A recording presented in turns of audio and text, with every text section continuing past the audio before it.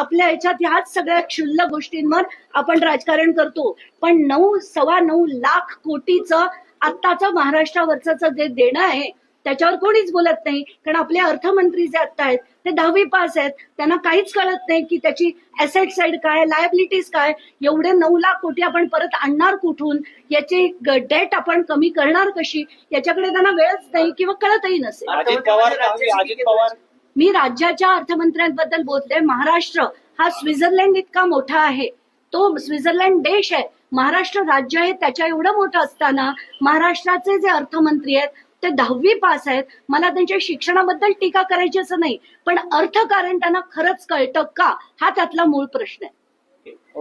मला खरंच जेव्हा 12 लाखात 10 गुंठे घ्यायचेत का, आणि तेही सेपरेट 7/12 आणि सेपरेट खरेदी खतासहित. टीआरएस डेव्हलपर्स निर्मित टीआरएस मधुबन पार्क फेज 33. सरकारी मोजणी, 30 वर्षांचा सर्च रिपोर्ट, पेपर नोटीस आणि एनओसी असणारा हा क्लिअर टायटल प्रोजेक्ट. चारही बाजूंनी हायवे असणाऱ्या गावात, ते म्हणजे कुरकुम पांढरेवाडी या ठिकाणी हा प्लॉट आहे. प्लॉटला आहे 30 फुटी हा भव्य रस्ता, त्यासोबत सेपरेट तार कंपाऊंड आणि गेट आणि लाईट पाण्याची सुद्धा व्यवस्था आहे बरं का. पुढे पाडव्याच्या ऑफर साठी आजच तुमची साईट व्हिजिट या प्लॉट मध्ये बुकिंग करा.